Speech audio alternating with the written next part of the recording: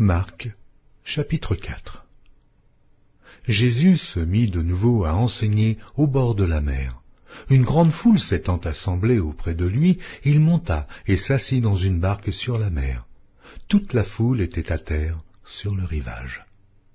Il leur enseigna beaucoup de choses en paraboles, et il leur dit dans son enseignement, « Écoutez, un semeur sortit pour semer. Comme il semait, une partie de la semence tomba le long du chemin.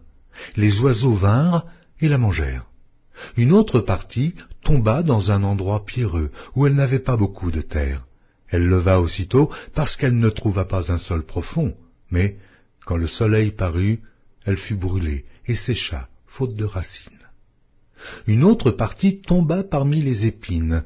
Les épines montèrent et l'étouffèrent, et elle ne donna point de fruit. Une autre partie tomba dans la bonne terre. Elle donna du fruit, qui montait et croissait, et elle rapportait 30, 60 et 100 pour un. Puis il dit, que celui qui a des oreilles pour entendre, entende. Lorsqu'il fut en particulier, ceux qui l'entouraient avec les 12 l'interrogèrent sur les paraboles. Il leur dit, c'est à vous qu'a été donné le mystère du royaume de Dieu. Mais pour ceux qui sont dehors, tout se passe en paraboles, afin qu'en voyant, ils voient et n'aperçoivent point, et qu'en entendant, ils entendent et ne comprennent point, de peur qu'ils ne se convertissent et que les péchés ne leur soient pardonnés. Il leur dit encore, vous ne comprenez pas ces paraboles. Comment donc comprendrez-vous toutes les paraboles? Le semeur sème la parole. Les uns sont le long du chemin, où la parole est semée. Quand ils l'ont entendue, aussitôt Satan vient et enlève la parole qui a été semée en eux. Les autres, pareillement, reçoivent la semence dans les endroits pierreux. Quand ils entendent la parole, ils la reçoivent d'abord avec joie, mais ils n'ont pas de racine en eux-mêmes. Ils manquent de persistance, et dès que survient une tribulation ou une persécution à cause de la parole, ils y trouvent une occasion de chute. D'autres reçoivent la semence parmi les épines. Ce sont ceux qui entendent la parole, mais en qui les soucis du siècle, la séduction des richesses et l'invasion des autres convoitises étouffent la parole et la rendent infructueuse. D'autres reçoivent la semence dans la bonne terre.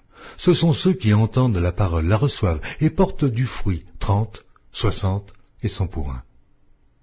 Il leur dit encore, apporte-t-on la lampe pour la mettre sous le boisseau ou sous le lit? N'est-ce pas pour la mettre sur le chandelier? Car il n'est rien de caché qui ne doive être découvert, rien de secret qui ne doive être mis au jour. Si quelqu'un a des oreilles pour entendre, qu'il entende. Il leur dit encore, prenez garde à ce que vous entendez. On vous mesurera avec la mesure dont vous vous serez servi, et on y ajoutera pour vous. Car on donnera à celui qui a, mais à celui qui n'a pas, on ôtera même ce qu'il a. Il dit encore, il en est du royaume de Dieu comme quand un homme jette de la semence en terre. Qu'il dorme ou qu'il veille, nuit et jour, la semence germe et croît, sans qu'il sache comment.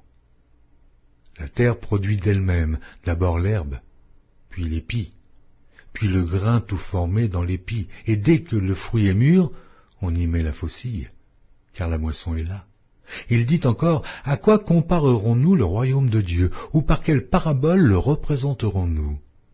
Il est semblable à un grain de sénévé qui, lorsqu'on le sème en terre, est la plus petite de toutes les semences qui sont sur la terre.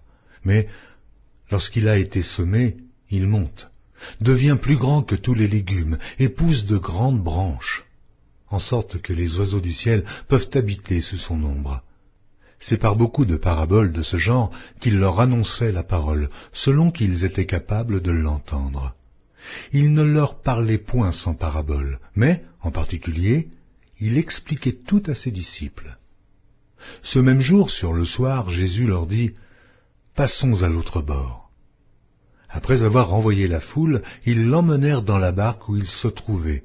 Il y avait aussi d'autres barques avec lui. Il s'éleva un grand tourbillon, et les flots se jetaient dans la barque, au point qu'elle se remplissait déjà. Et lui, il dormait à la poupe sur le coussin. Ils le réveillèrent et lui dirent, « Maître, ne t'inquiètes-tu pas de ce que nous périssons ?» S'étant réveillé, il menaça le vent et la mer. « Silence, tais-toi !» Et le vent cessa, et il y eut un grand calme. Puis il leur dit, « Pourquoi avez-vous ainsi peur? Comment n'avez-vous point de foi ?»